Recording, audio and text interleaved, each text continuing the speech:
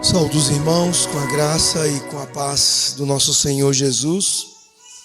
E convido os irmãos a que abramos as nossas Bíblias em Hebreus capítulo 13. A projeção ali está 12, 18 a 29, mas é 13 de 1 a 6. Hebreus capítulo 13. Nós terminamos já o capítulo 12 e hoje vamos iniciar o último capítulo desse livro. Serão 3 mensagens até nós terminarmos essa série. Hoje, então, Hebreus capítulo 13, versículos de 1 a 6. Diz assim a palavra do nosso Deus: Seja constante o amor fraternal. Não negligencieis a hospitalidade, pois alguns, praticando-a, sem o saber, acolheram anjos. Lembrai-vos dos encarcerados, como se preso com eles, dos que sofrem maus tratos, como se, com efeito, vós mesmos em pessoa fosseis os maltratados. Digno de honra entre todos seja o matrimônio, bem como o leito sem mácula, porque Deus julgará os impuros e adúlteros. Seja a vossa vida sem avareza.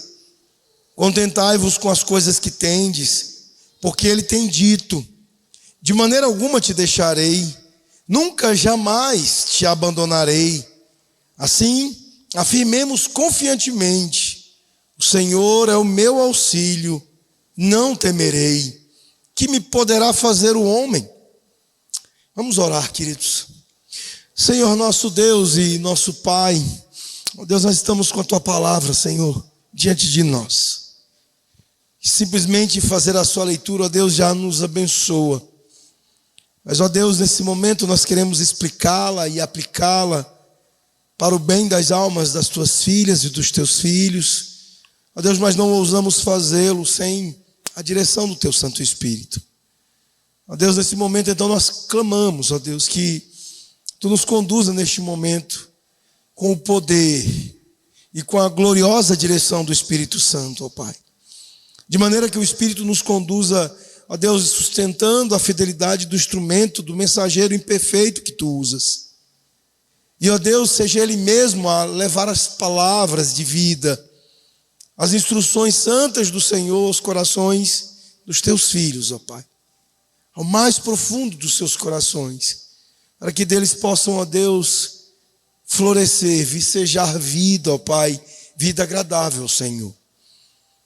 Que a graça do Senhor, ó Pai, seja abundante na vida deles, pela palavra do Senhor que lhes será entregue, ó Pai. É o que nós pedimos no nome de Jesus. Amém, Senhor. Meus irmãos, nós temos visto ventos soprando em nossa sociedade intensamente contra Deus e o seu povo. São ventos anti-Bíblia, ventos anticristão, ventos anti-igreja. Uma sorte de ideologias, de movimentos, de ações, inclusive ações coordenadas contra a igreja. Isso é coisa velha, é coisa antiga, mas também é coisa nova.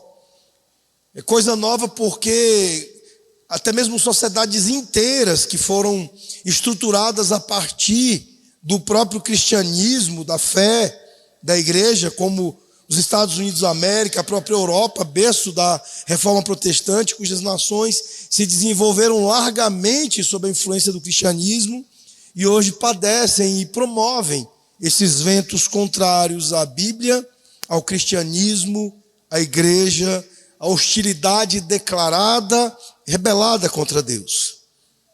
E por conta disso, desse contexto, nós estamos cada vez mais sob pressão. Pressão, por exemplo, para diluirmos nossas crenças e práticas e acomodarmos-nos à cultura à nossa volta.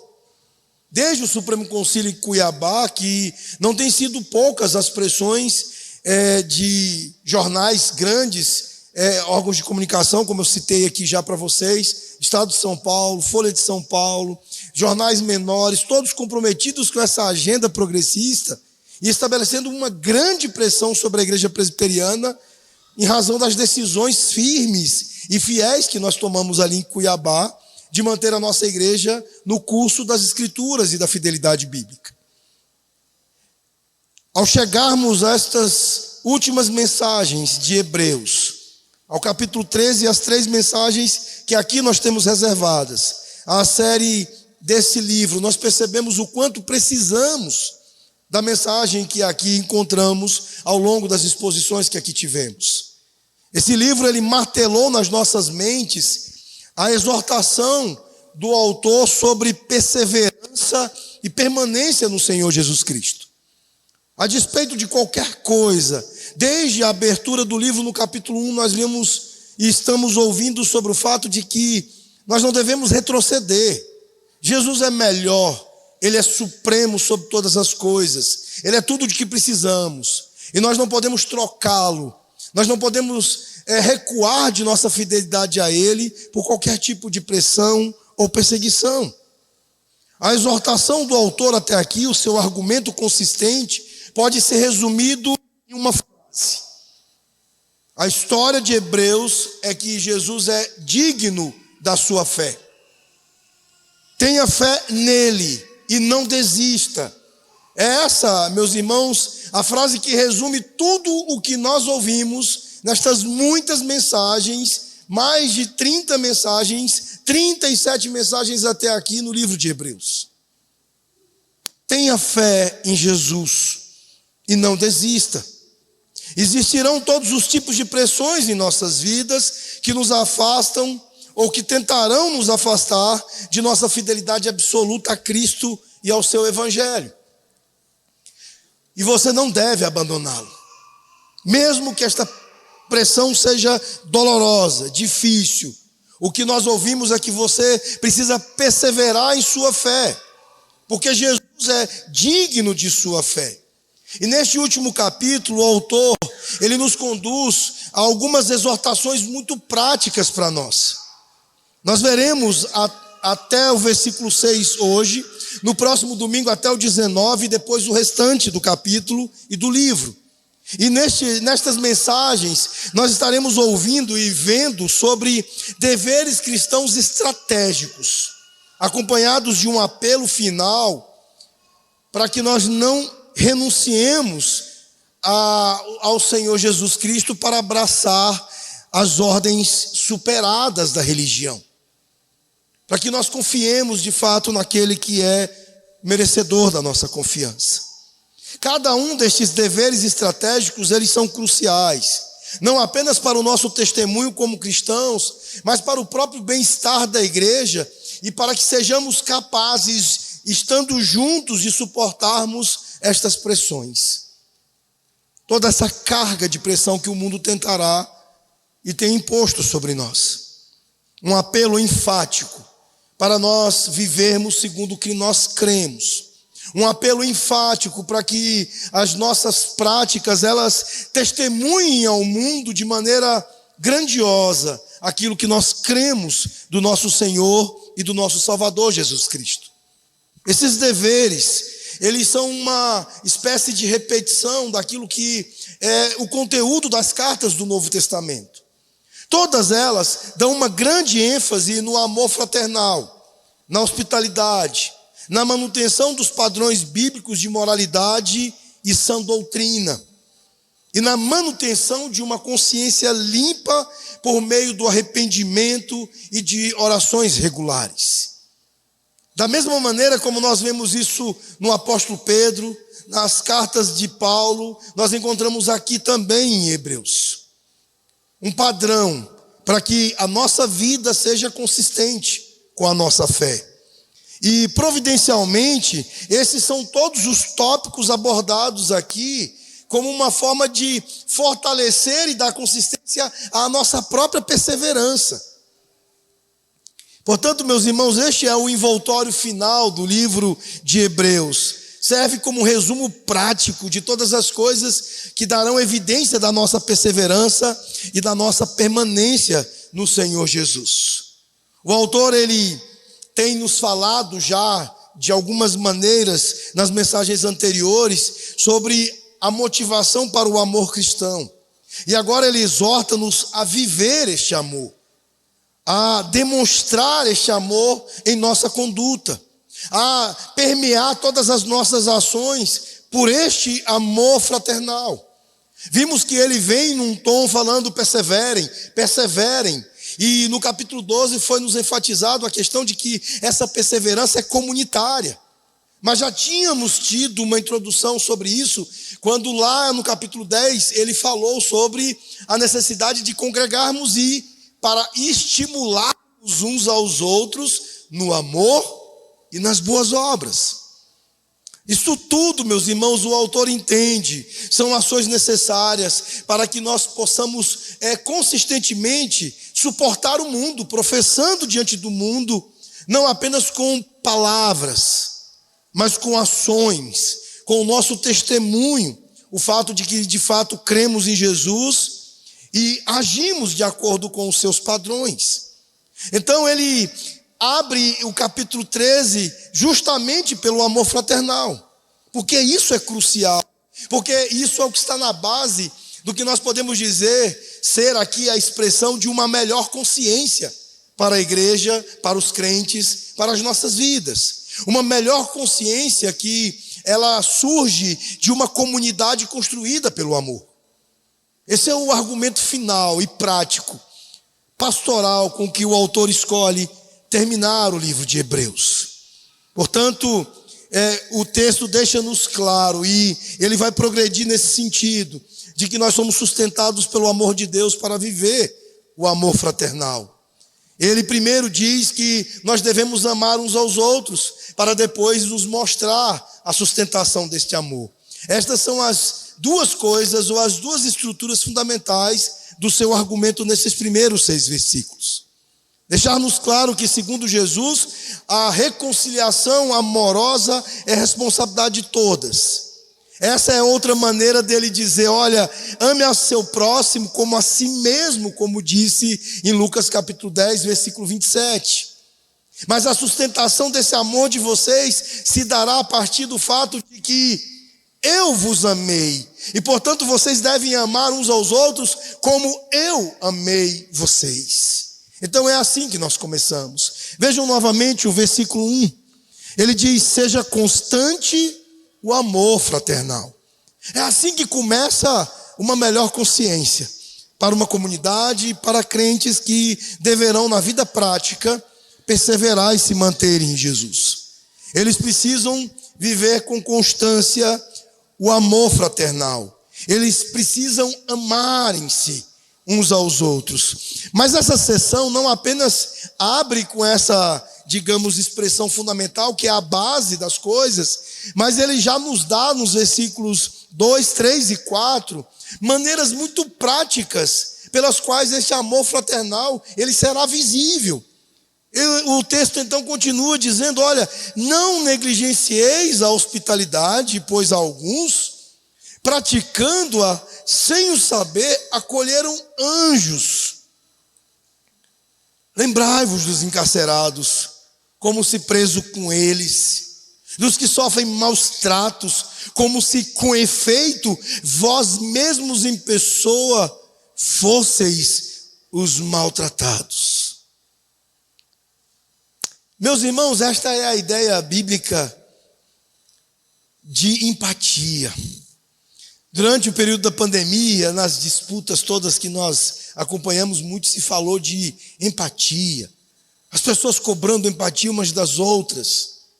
E o texto bíblico aqui, ele nos apresenta um conceito de empatia que certamente não esteve presente na mente e nos corações dos muitos que discursaram empatia. Porque boa parte da empatia era praticada à distância. Boa parte do que eles definiam como empatia é uma coisa do tipo um beijinho jogado à distância. E não é isso que o autor está nos dizendo aqui. Ele está dizendo, olha, na constância do amor fraternal, não negligencieis o fato de estarem juntos. Acolhei, porque é algo tão incrível a prática da hospitalidade que durante os tempos bíblicos pessoas acolheram estranhos e sem saber estavam acolhendo anjos. Ele também fala de empatia, no sentido de você tomar a dor do outro como sendo sua, falando dos encarcerados, porque no contexto haviam muitos que já estavam presos, que haviam sido presos por conta da perseguição, por manterem a fidelidade à sua fé. Então, meus irmãos, o resumo é que o autor aqui está dizendo que nós devemos amar uns aos outros como irmãos e irmãs, como família. Parece que alguns nesta pequena igreja deixaram de amar uns aos outros. Parece e temos informação nesse sentido de que a comunidade hebraica ela estava se dividindo por rivalidades e rixas. E esse amor que é exigido pelo autor, ele é volutivo. Ele é um amor da vontade. Isso significa que ele não é uma emoção, mas uma escolha deliberada de fazer o bem na vida das outras pessoas, dos outros. O autor, em resumo, está dizendo, olha, nós devemos escolher, querer, amar uns aos outros.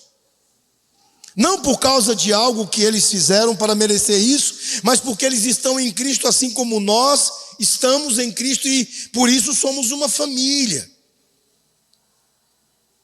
E obviamente isso não é só com palavras, é por ações. Ações que significam deixar, no sentido de deixar as suas coisas para fazer parte das coisas dos outros. Deixar no sentido de deixar as pessoas entrarem em suas casas e compartilhar com elas e alimentá-las. Logo depois que a gente começou a voltar mais intensamente das restrições da pandemia, eu escrevi uma pastoralzinha sobre o desejo e o quanto machucou-nos não poder estar juntos durante aquele período. E a falta que fazia você sentar para comer alguma coisa com alguém, para dividir o que você tinha na despensa com alguém. De certa forma, nós já voltamos muito, digamos, do velho normal. O normal que é bom, que é gostoso, que é agradável. Porque esse tal de novo normal não tem nada de normal. É uma normalidade que se tenta normalizar.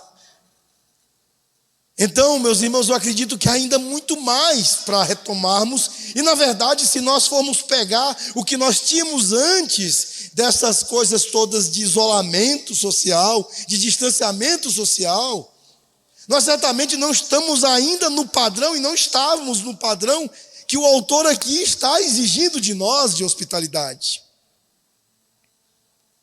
A hospitalidade não deve ser uma coisa do interior, mas uma coisa do evangelho.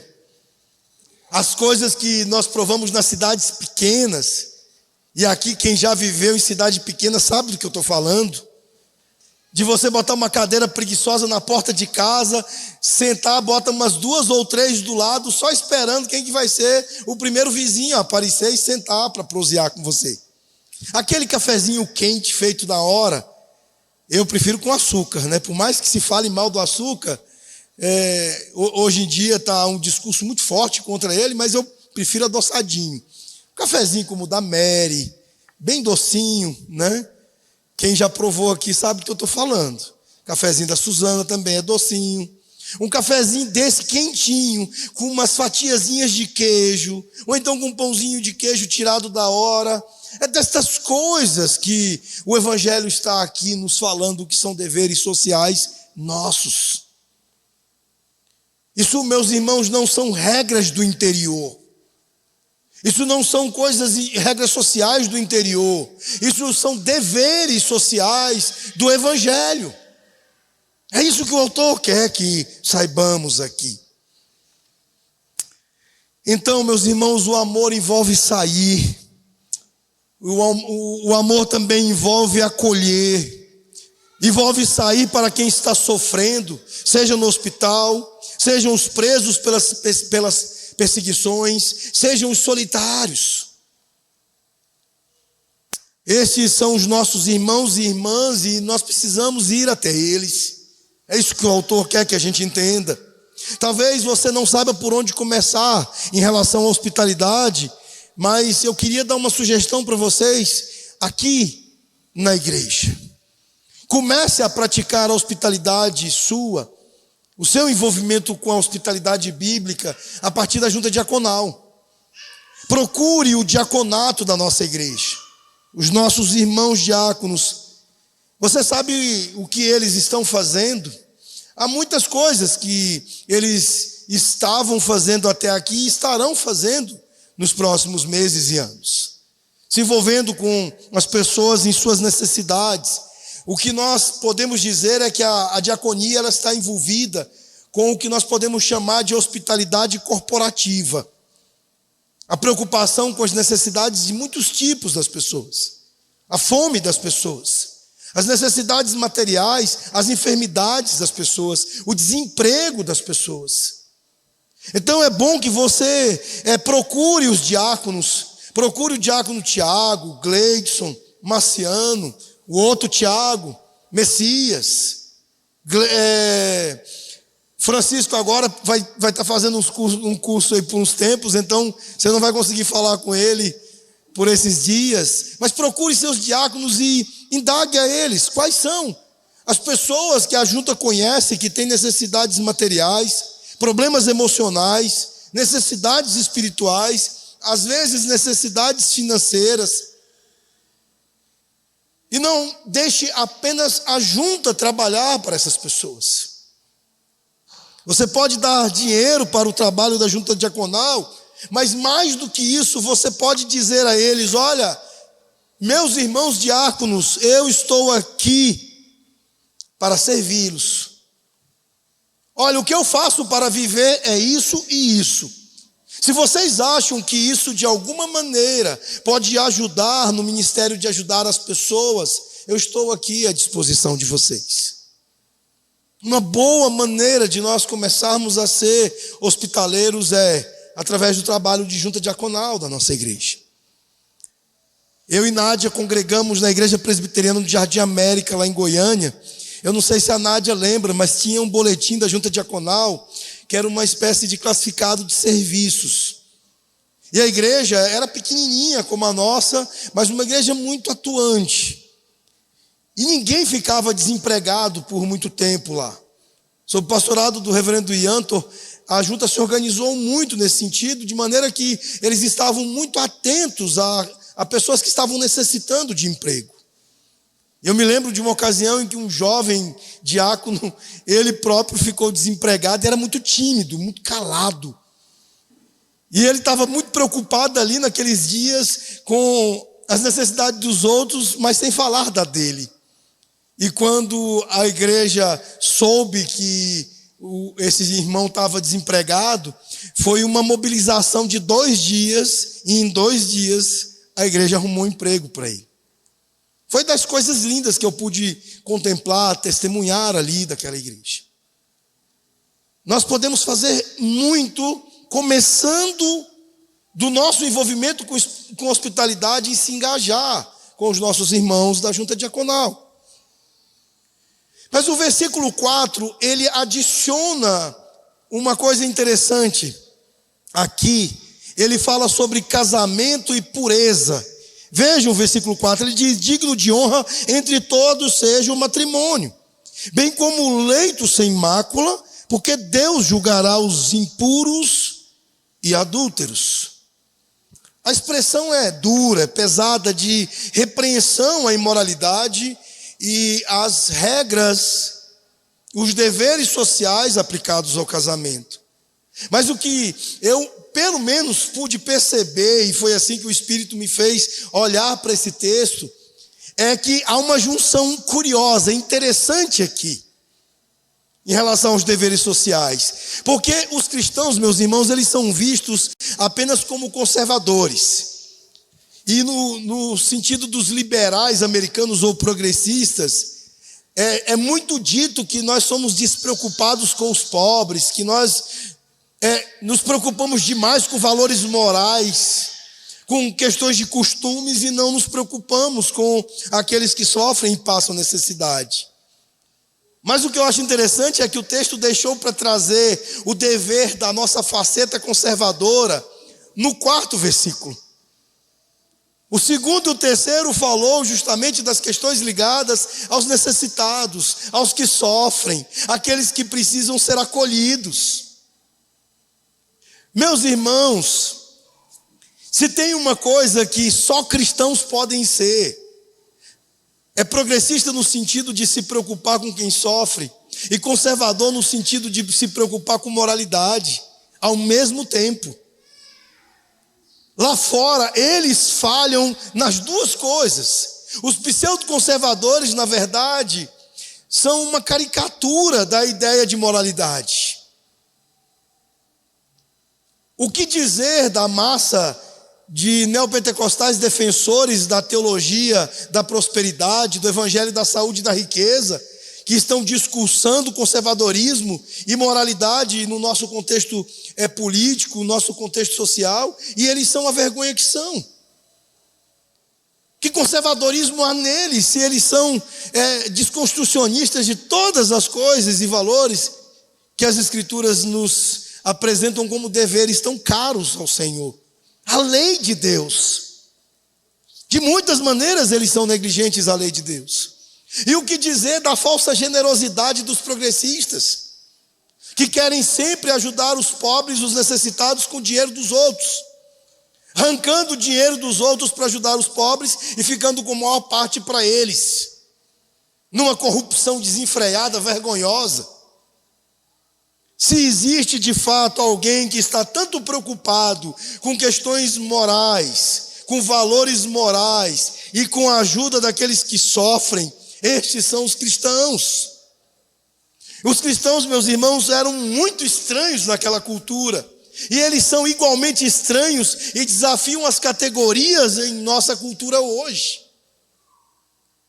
O Evangelho diz algo diferente para nós a respeito de dinheiro e de sexualidade. Algo que este mundo e esta cultura têm enorme dificuldade de aceitar. Muita dificuldade de aceitar. Ao contrário da cultura ocidental, o Evangelho diz que se Deus lhe deu dinheiro, esse dinheiro não é para a sua própria paz e riqueza pessoal. Foi dado a você por Deus para construir a comunidade do seu reino. Para que você, como um bom mordomo, administre o seu dinheiro como sendo dele, do Senhor Deus, e não como sendo seu. E de muitas maneiras os princípios estão espalhados pela Bíblia para deixar claro que se você trabalha e aquilo que é fruto do seu trabalho, você deve aplicar para o bem dos outros, a começar pelos seus familiares, pelo bem da sua esposa ou do seu marido, pelo bem dos seus filhos, como por exemplo nos é dito lá nas instruções de Paulo a Timóteo, de cuidar dos seus pais, dos idosos, porque aquele que não cuida dos seus é pior do que um ímpio. Foi dado, meus irmãos, para que você possa investir, doar e aplicar nas coisas do reino. Você deveria estar com o seu dinheiro arando nas pessoas para construir nelas o Evangelho, as coisas do Evangelho do Senhor Jesus. Mas não é apenas sobre dinheiro que as Escrituras nos trazem princípios muito contraculturais. O Evangelho, ele diz também que sua sexualidade também é um presente, também é um dom. Também deve ser utilizada com mordomia. Não é algo que você recebeu apenas para o seu próprio prazer e felicidade pessoal. É também uma forma de construir comunidade.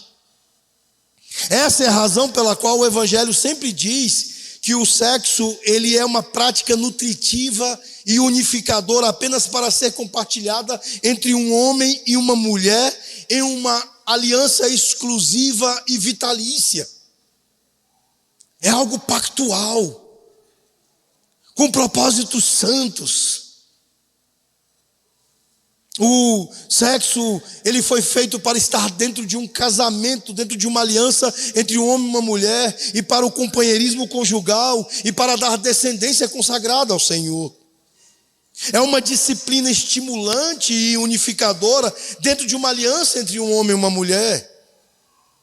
E é aquilo que faz parte do desenho de Deus para criar uma base estável para as famílias. Na verdade, a sexualidade é a única base para as famílias. E eles estão tentando perverter tudo isso, corromper tudo isso.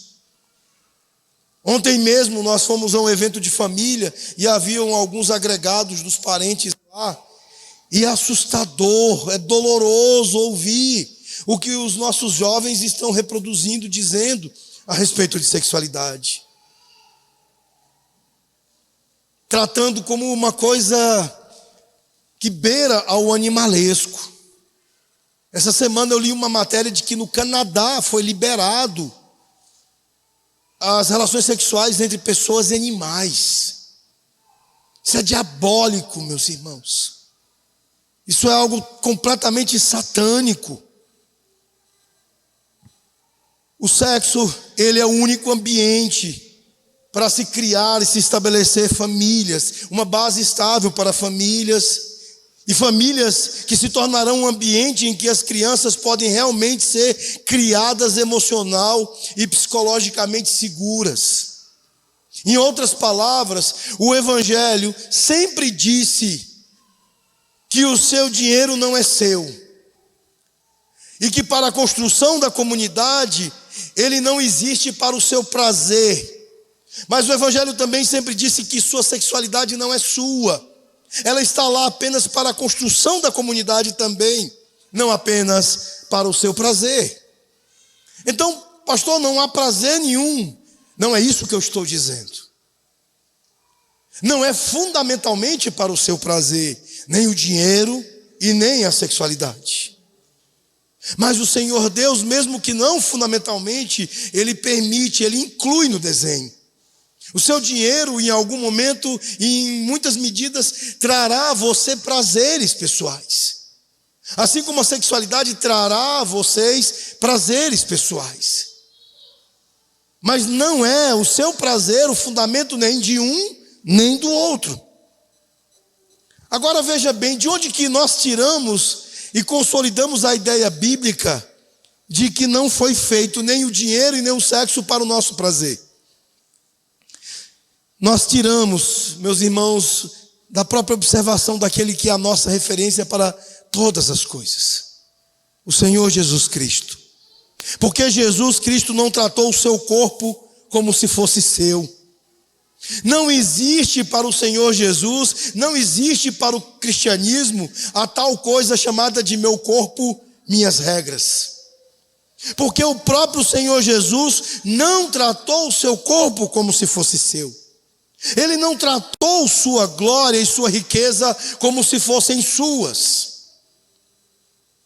Ele os deu para nos tornar uma família, para fazer de nós uma comunidade chamada de família de Deus.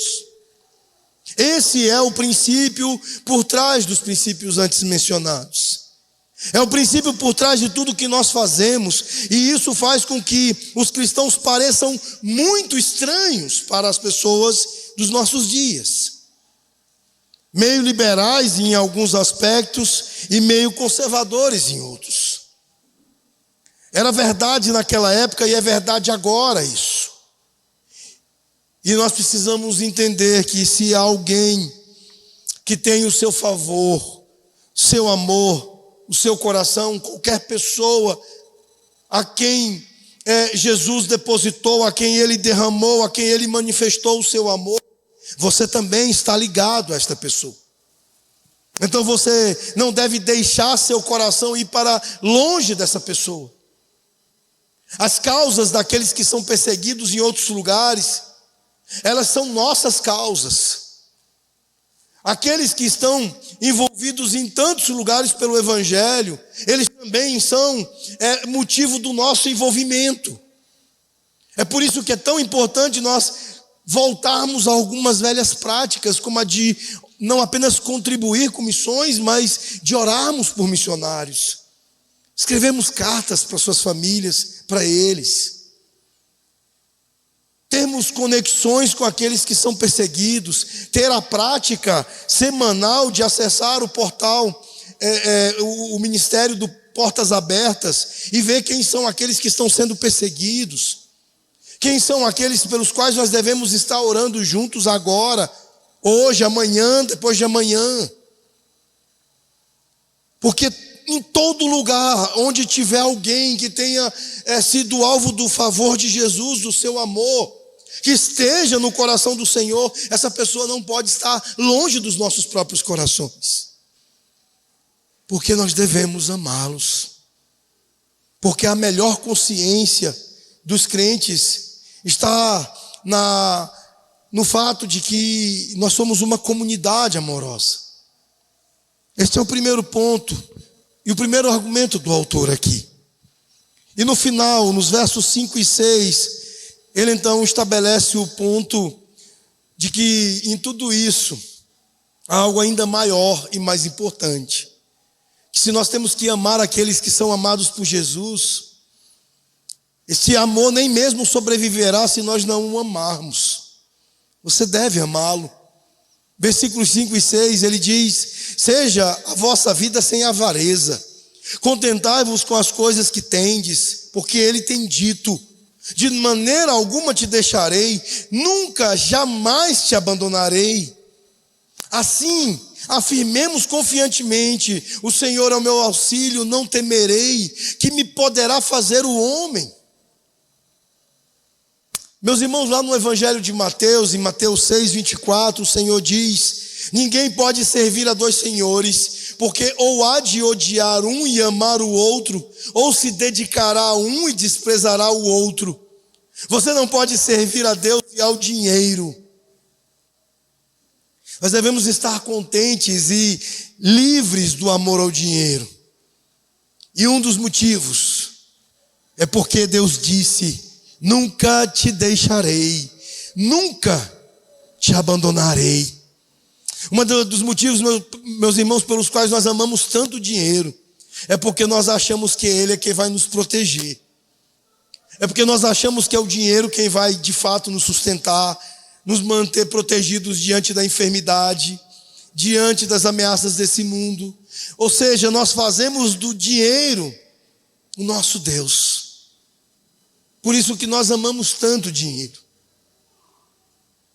Porque ele toma o lugar daquele que é o verdadeiro Deus das nossas vidas.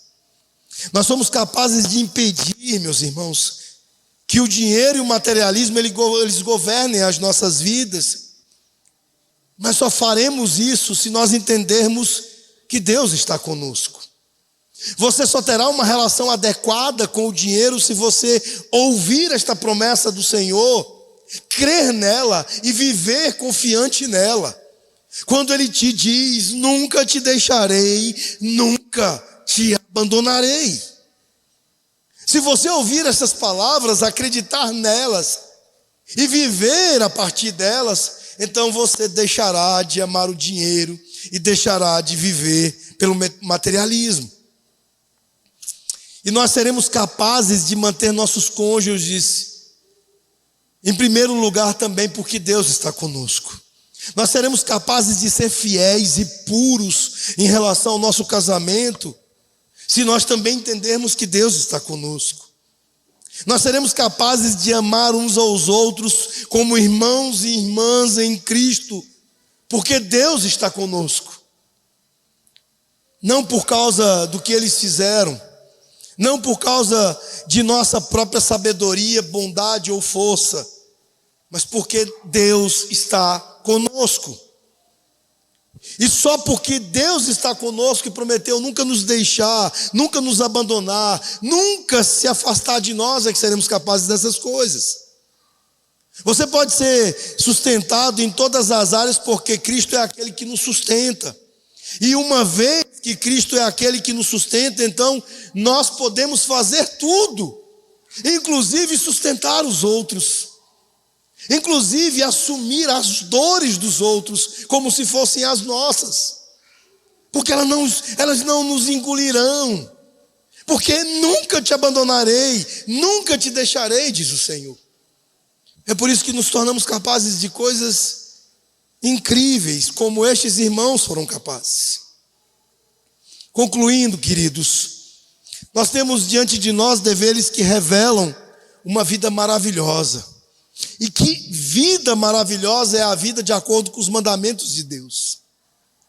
No caso destes aqui, uma vida generosa, uma vida abnegada de caridade, de boa vontade, uma vida pura, fiel nos relacionamentos comprometidos, onde também não há abuso dos outros por causa do próprio prazer.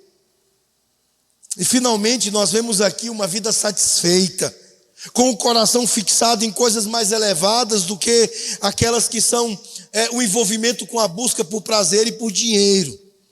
Essa, meus irmãos, era a vida do Filho de Deus quando ele veio e esteve entre nós. Se nós pararmos simplesmente e pensarmos o que é a piedade é viver como Jesus viveu.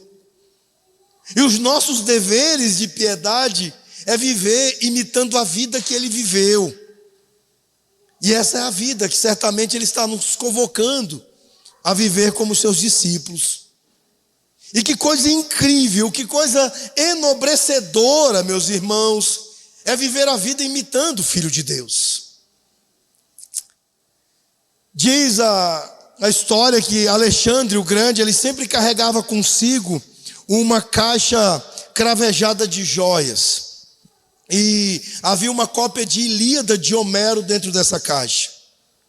A vida de conquistas e grandes façanhas como guerreiro de Alexandre o Grande foram produzidas a partir do seu desejo de imitar as virtudes marciais de guerreiros da Grécia e de Troia.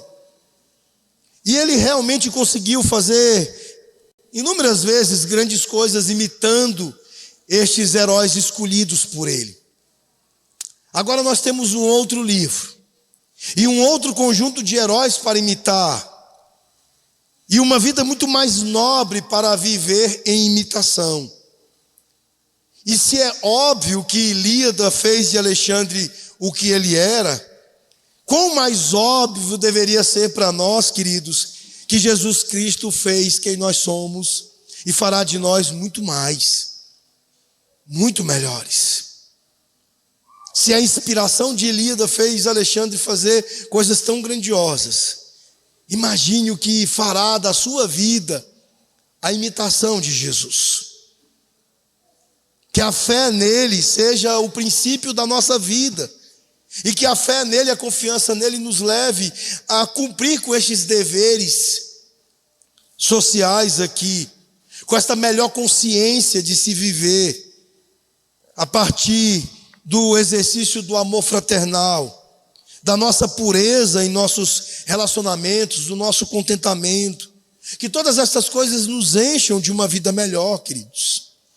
Em um mundo tão cheio de um ódio positivo, de uma indiferença ativa para com os outros, em um mundo embebecido de impureza, de perversidade de todo tipo, em um mundo ansioso, perturbado, com tudo e desejando cada vez mais que tudo passe tão rapidamente, nós cristãos precisamos ser luz. Nós precisamos viver a vida que Jesus nos chamou para viver e fazer com que Ele seja visto na maneira como vivemos. Se estas ortodoxias da cultura, meus irmãos, são tão estranhas a nós, então deve ser óbvio para todos nós que precisamos ser hereges culturais. Precisamos ser os mais loucos em contrariar o mundo. Gente que foi dita dos irmãos do passado, dos quais o mundo não era digno. Meus irmãos e minhas irmãs, eu quero que nesta noite vocês ponderem e nos próximos dias, que se este grande sermão sobre a fé em Jesus Cristo, que é o livro de Hebreus, se ele termina com uma lista de coisas para você e eu fazermos, coisas difíceis, coisas sagradas, mas coisas que só realmente fazem sentido àqueles que têm fé. Então que tenhamos fé e que a nossa fé seja prática. Que tenhamos perseverança em nos manter confiantes em Jesus e que as pessoas possam ver essa perseverança no nosso amor fraternal, na nossa pureza, no nosso contentamento. E então você tem certeza de que sua fé se manifesta precisamente num tipo de comportamento prático e contracultural que revela-nos uma melhor consciência, uma boa consciência. Que Deus os abençoe, que Deus nos abençoe e nos sustente nesses dias escuros, nesses dias tão difíceis de discernir as coisas, de tantas lutas contra o povo de Deus, e que possamos confiar em Jesus e viver a vida que Jesus nos chamou para viver. Deus os abençoe, vamos orar.